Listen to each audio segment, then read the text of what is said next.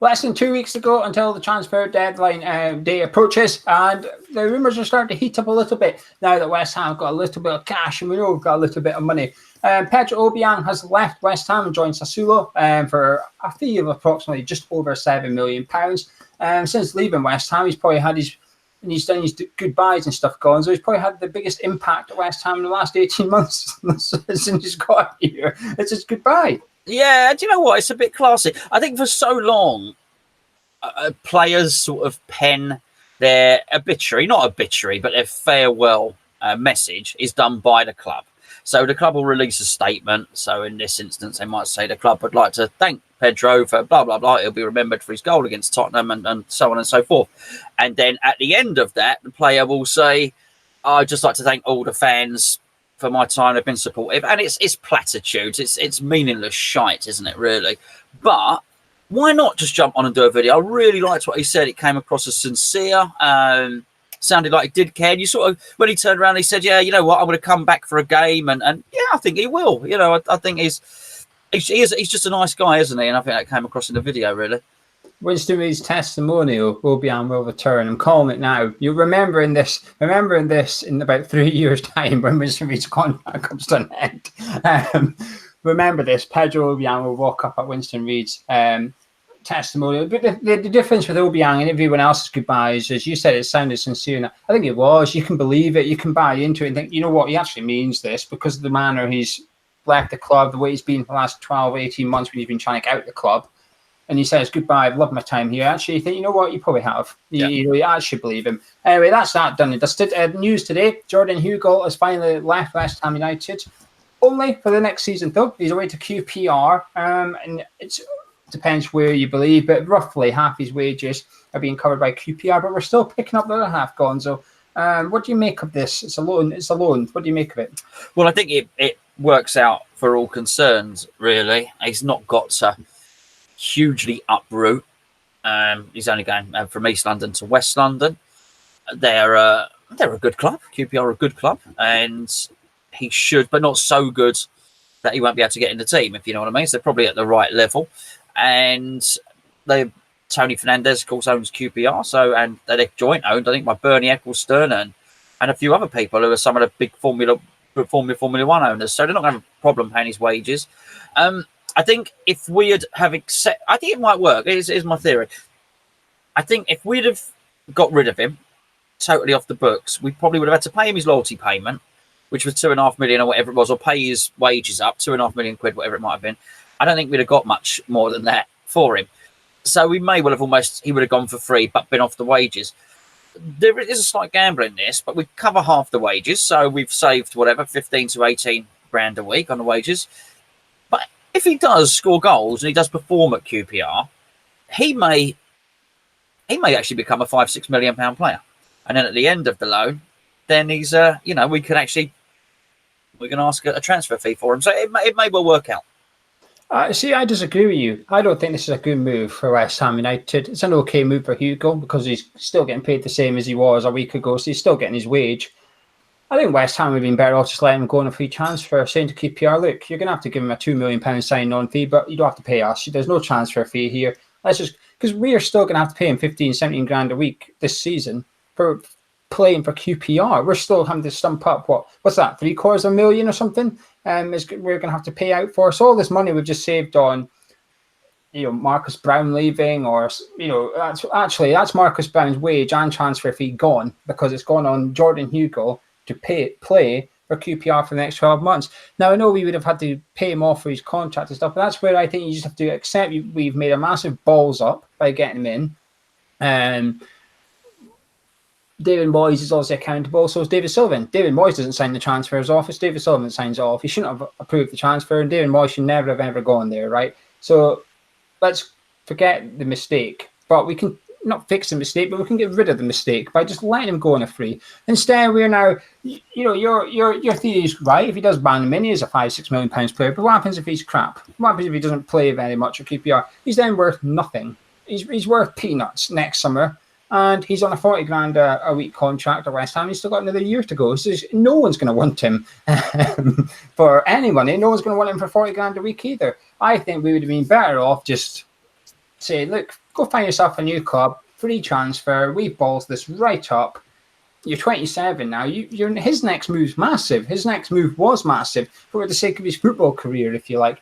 I think it's an okay club to go to. QPR don't have any out-and-out goal scorers if he's still there. I know that Walls was scoring towards the end of the season there, but I think he'll get a game. But I just don't see the point of delaying the problem. That's all we're doing in my eyes. We're just delaying the problem for 12 months, and it's going to cost us £750,000 in the next year to put it off. Well, yes and no, because you've got to think we're actually committed to paying that money. We're committed to paying his wages. We have to. That's already on the balance sheet. That's already factored in. So we are still saving money. If whatever he's on, I think it's half and half. Is about 17, 18 grand is half his wages each club. So they pay 17, 18. We pay 17, 18. We're still committed. We were still committed to paying whatever it was, 36, 37, 38, whatever it might have been. So actually, we are saving. It's not the saving we want, but we are saving. Now, had we, if we plays there all season, and it's not quite all season, but let's say it is, let's say he plays there for a year, then the wages we pay out are less than £1 million of the wages we pay to him. Had we have paid him off, it would have been £2.5 million, and yes, he would have been gone at that point. So I actually, on the balance sheet at the moment, it is a saving. It literally is a saving. But I never said pay him off though. Well, he wanted to be paid off. Yeah, but that's why you let him go on a free, so that what would have been a transfer fee, Wigan were willing to pay £3 million for him, and Hugo sort of said, "Well, I'll have that money." And the club, I don't know about that. Actually, I think that's where the club should have said, "Yeah, well, scrap the transfer fee. That £3 million transfer fee goes to Jordan Hugo to persuade him to leave the bloody football club and get him out the door." So we don't pay him, but at the same time, we make a 100% saving on his wages from this day forward. Yeah, okay, yeah, maybe that's not a bad idea, but I do understand why they're doing it, and I think it was a bad stitch up in the first place. But now you're in a situation where you bought an asset, and as anyone that's ever bought anything worth that you thought had a certain value to you, and then you go and sell it, and you bought something for £1,000, and someone's offering you a tenner for it, you're thinking, hold on, no, that's worth £1,000 to me. Well, it's probably not, but it is hard to let it go, and to, if there's any way that you can recuperate and balance up some of your losses, I think that's probably what they're trying to do. They are probably trying to gamble that he'll get first team football, he'll score some goals, and actually they won't. The gamble is £1 million, which is wages for the year, in the hope, I think, that they'll get 3 or 4 million back. But they'll never get it all back. So they paid £9 million for him, and they've paid his wages up to now, and he just wasn't worth it. But his video is good. Looks similar, look familiar, doesn't it? Yeah, well, good luck to him anyway. We're keeping an eye on his progress, and we'll let you know during the season when he scores, probably once a month. But we'll let you know when that once a month is. Another player that's left, though, is Marcus Brown. He's joined Borough for a fee believed to be around £300,000 or something. It's not much. Context, he only had a year left of his contract, not part of Pellegrini's plans, but 300 grand, I mean, we're not even saving, it's costing us more. This is what I'm trying to say. It's cost us more to loan Hugo to QPR than we've just got for Marcus Brown. Yeah, but I was, as I said on my video, I can't imagine that anyone wanted to pay any more than that. I'm pretty sure no one was offering 2-3 million for Marcus Brown. Otherwise we would have taken it. I said something in a video, which was, I'd be very surprised if disappointed Sullivan hasn't put a buyout clause in there, or a sell-on clause. I heard yesterday from 2 different people that it was 40%. So maybe they're gambling. If he's useless, then they've done all right to get 300 grand or whatever it is. If he's good, then they'll sell him on, and we get almost a half of what they sell him on for. Listen, I'd say it's tough, particularly for you. I know, because you were really, really very keen on him, weren't you? And I mean, he did look a decent enough footballer, but we just don't have any power in this situation, and it shows how badly we've done everything that we are in this situation. But he was nowhere near. He was nowhere near to getting into the first team.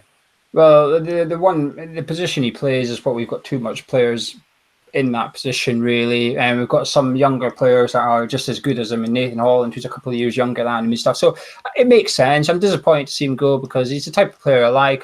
Whenever I've seen him, I've always enjoyed watching him. He's got skill, he likes to dribble, he can pass, he can shoot. He's got a little bit of aggression about him as well, but I like that. Not many attacking players have that little bit of grit between their teeth. He's got that. The 40% thing would be a game changer in terms of how you look at the deal, because right now it looks cheap. I think Borough have got a bargain out of this, by the way. I think they've got a fantastic deal. and like you said, the hope is that they do well. It'll be interesting to see how Woodgate does as manager there, because apparently he's going to try and install his attacking philosophy after the Chav in the cap. So if he does install this attacking philosophy, you'd imagine that he's going to have a big part to play in that. It could be a very, very astute signing by Borough, and I hope it is, because then if he does get sold, etc., and it turns out to be a bit of a Junior Stan's last deal list, that he goes on to do well and get back the penalty, we'll reap the rewards from it. That 40% thing could be big. Let's talk about the rumour. Now, the rumour has died down, admittedly, in the last day or so. Patrick Cutrone from AC Milan, striker over there. A little bit of context needed here.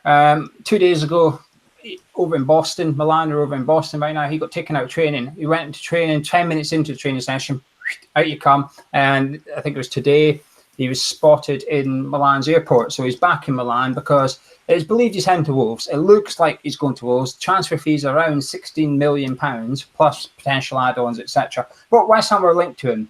We've been linked to him quite a bit now and again, but over the last 2 days ago, we were linked heavily with him that this could be the guy that we're going to get in. What would you have made of him? I mean, there is, to give context again, there is still rumours that Wolves are the front runners, but there's 2 unnamed clubs chasing him as well. Well, embarrassingly, I went and done my research on the wrong player, which is the other AC Milan striker, Silva, wasn't it? So, yeah, because that's who I thought the link was. So I went and did all the stuff on him. This guy's gone completely under the radar. I didn't have a clue about him at all. I certainly didn't notice him when I was watching the other fella play. What I would say is, whether he's coming to West Ham or whether he's coming to going to Wolves, he's going there as a second choice, which I guess is what you get for 15, 16 million. And I would certainly think that we would be able to afford it, despite all the rumours from all the leaks from the club that we don't have any money. As I've maintained, I do believe there's 1 or 2 more players left to come in. But yeah, I can't say much more. I couldn't tell you about his ability or anything like that, because I've just not seen him play, Gio. What's your just quickly? And what's your theory on Andre Silva? Because he's supposedly up for grabs from AC Milan. I spoke about him 3 weeks ago, maybe, and you didn't even know about him then. So you've watched the wrong player. So what do you make? Well, I did. I watched it off the back of what you said, and yeah, absolutely, because he was meant to be the next big thing, which is why he went there.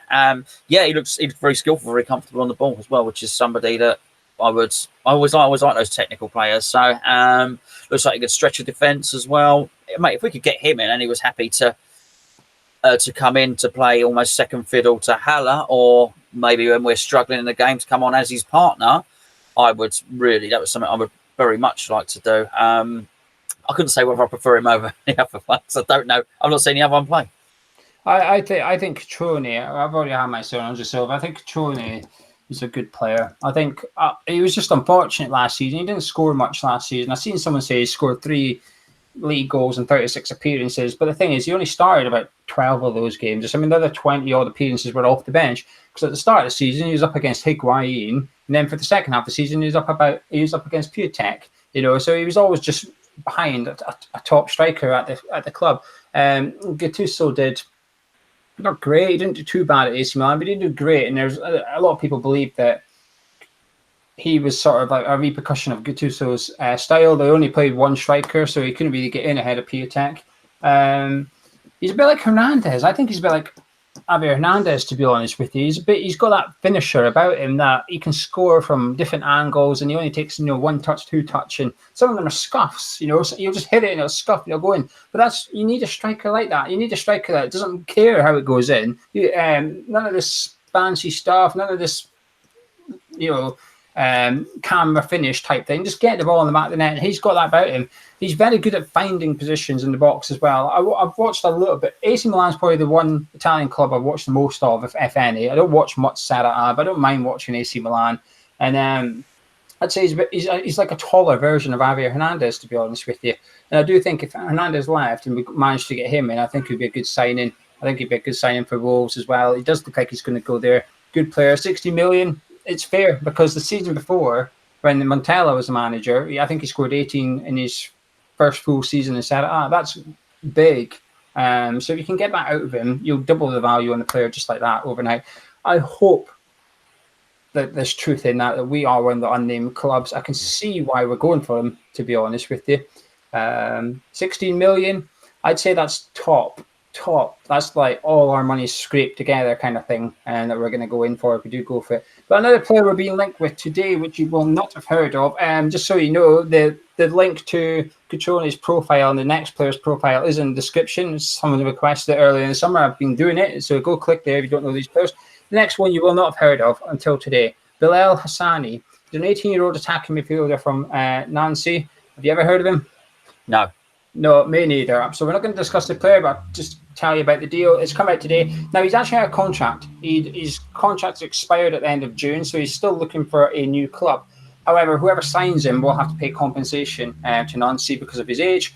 PSG were going to sign him, but then they had a change of sporting director, which stopped that deal going through. And he's been linked to the likes of Arsenal as well. But news in France, this is not coming from a West Ham source, which probably adds integrity to the rumour, if you like, under the Pellegrini way. And the rumour in France is that West Ham are actually in for this player. We were after a Barcelona player, but he's signed a new deal with Barcelona, so that's out of the running, and we're going for this attacking field. I'd imagine it would be someone for the under-23s, but worth keeping an eye on that one.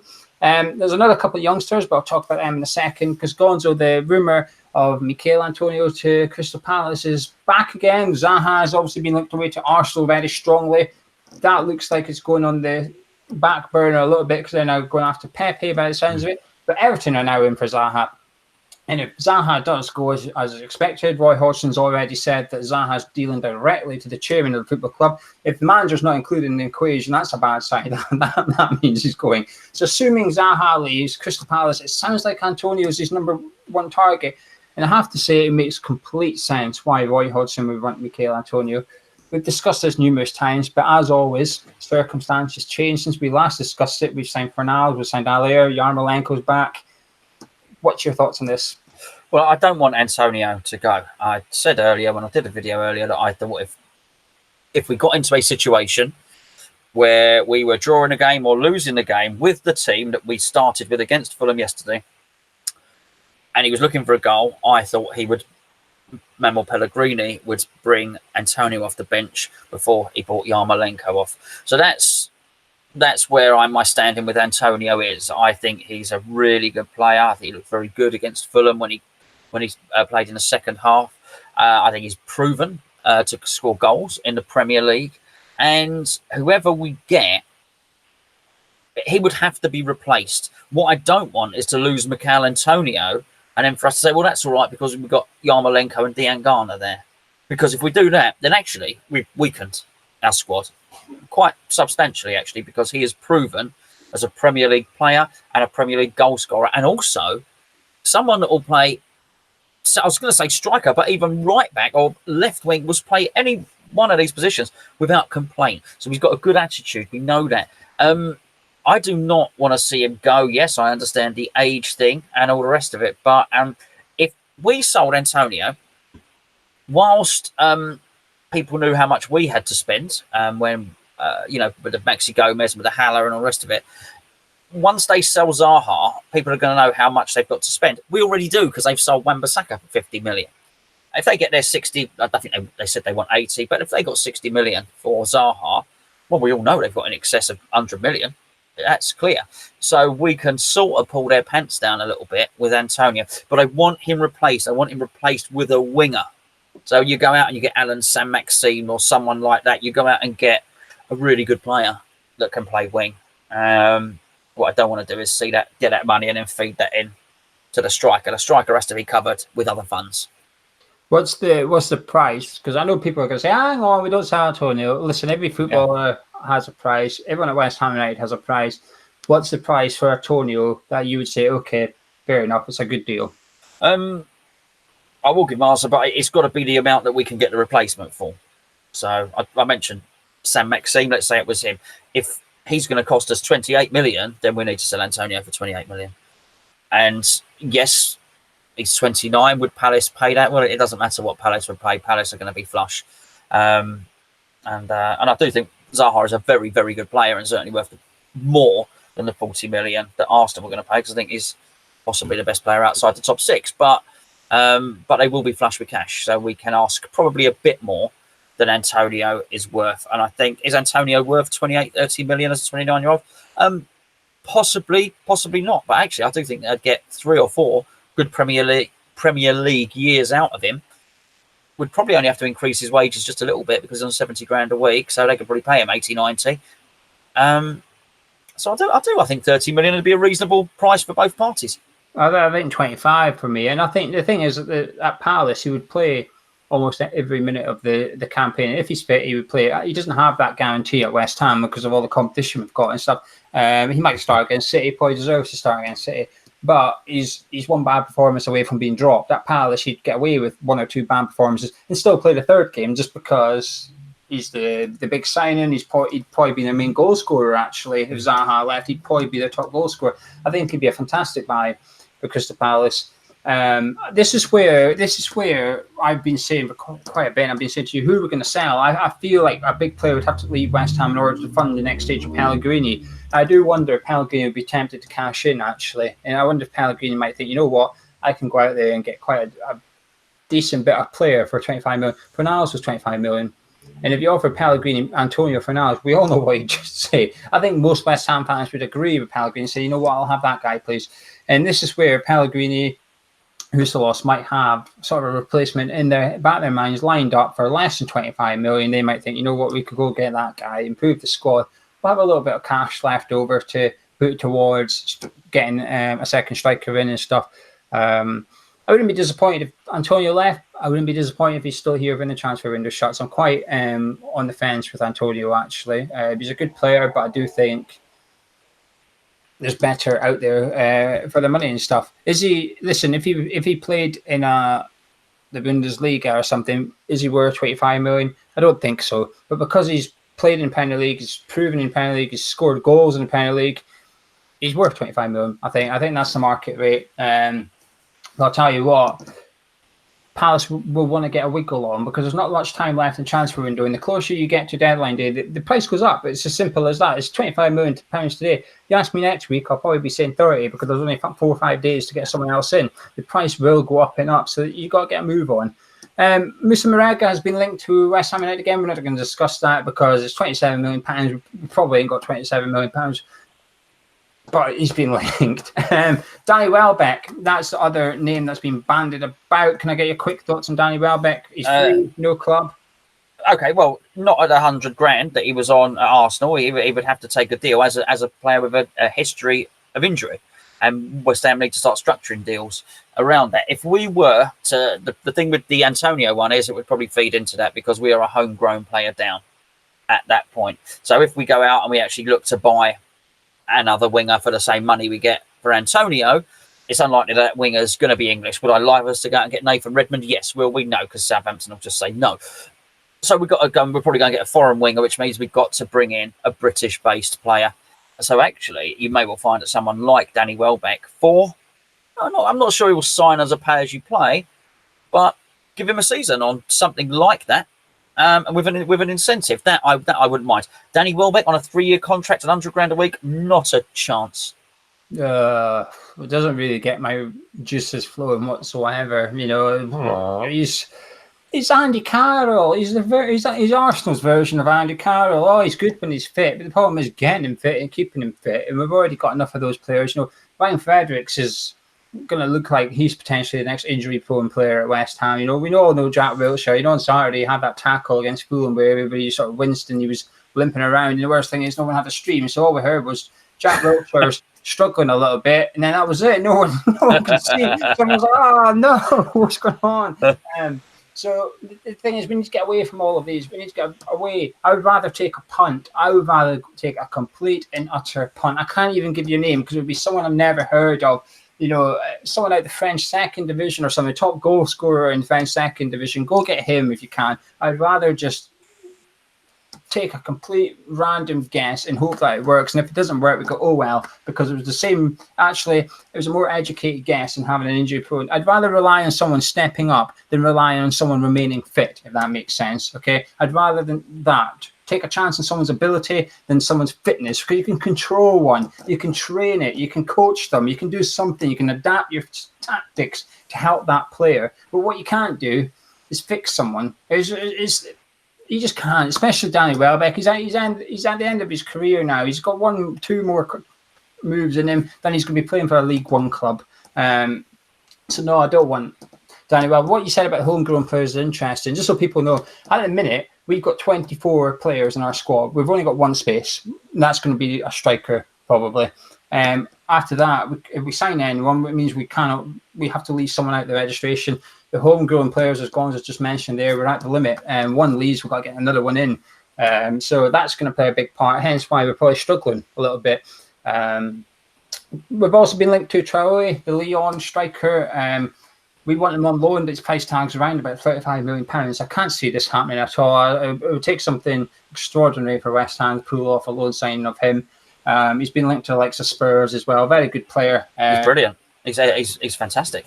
Oh, you know a bit about him. Okay, you can... he's absolutely brilliant. He's you got that lad who's also called Dembele at Celtic, and everyone thinks he's going to be the next best thing, don't they? The 16-year-old at Celtic, 15, 16-year-old. Everyone really expects him to be a big. This guy was that guy at Chelsea, and 2 or 3 seasons ago, I watched him in pre-season for Chelsea. I mean, he was off the chart. He was scoring from everywhere. I mean, he looked like the next Ronaldinho. He looked absolutely brilliant. So I was just waiting for him to come through. And every time that Chelsea were looking for somebody, thinking, well, when are they going to bring this guy through? But for whatever reason, it just didn't work out for him, which they had another guy like that. It was called Kakuta, if you remember. Didn't work out for him either. But I always keep an eye on these prodigiously gifted guys. He's actually gone over to France, and it looks like he's not going to waste his career. He looks absolutely brilliant. He's taking it back up. He is wonderfully skilled. I mean, ridiculous. Got all the tricks, all the flicks, but also it looks now he's got some sort of game management in there. He can score goals. He can move into space. He's the other parts of the game that sometimes the most gifted players don't work at. He seems to work on him. Even he's gonna. Well, I think he'd be a top player, as they say. I can't see him going out alone. He played over 40 appearances for Lyon last season, scored over 10 goals, double figures anyway. He got assists. He's a big part of the way they play. I can't see this happening. 2 youngsters, though, we're now going to talk about. First one is on trial at West Ham, George Heaven. That's a nice name, isn't it? On trial, he left Leicester City in the summer, a 19-year-old centre-back. He played for them in the 23s. Friday night, he played for them in the 23s. Apparently, really good, and we Sox were really crap. So that was from someone that was at the game. So just to keep you up to date. But one player that is leaving the West Ham Academy is 16-year-old Josh Wilson-Esbrand. He is leaving to join Manchester City. And that was a youngster we were hoping to keep hold of, apparently with a big future. He's off to join the Citizens up north a little bit. But anyway, Gonzo, is there any more transfer rumours you have seen that you wish to discuss? No. But that 16-year-old there, the one that's gone to City, we were talking about him yesterday actually, and it's unfortunately just one of those things, and we do have to take it on the chin a bit because we've pinched a lot of players from other people's academies in the since the Terry Wesley era, and we're still continuing to do so now. Nathan Holland is one of them, of course, but obviously Declan Rice. But we've lost a few as well. We lost John Terry out of our academy, of course. So these things happen. He may well turn out to be a very, very good player. Clearly, he's been offered something because there's a better path to the first team at West Ham than there would be at Manchester City, as well as Pellegrini, as well as Guardiola has done by blooding in Zinchenko and Foden a little bit. I would argue Pellegrini's even better at it because actually, if you are good at West Ham as a youngster and you are that good, you can get in the first team and stay in the first team. And so it's unfortunate that he's left, but others have come in. We've signed up Diallo, so it's there's still positives. It's not all doom and gloom, and we are still actively, as you said, trying to recruit other people into our under 23s. So it's an ongoing process.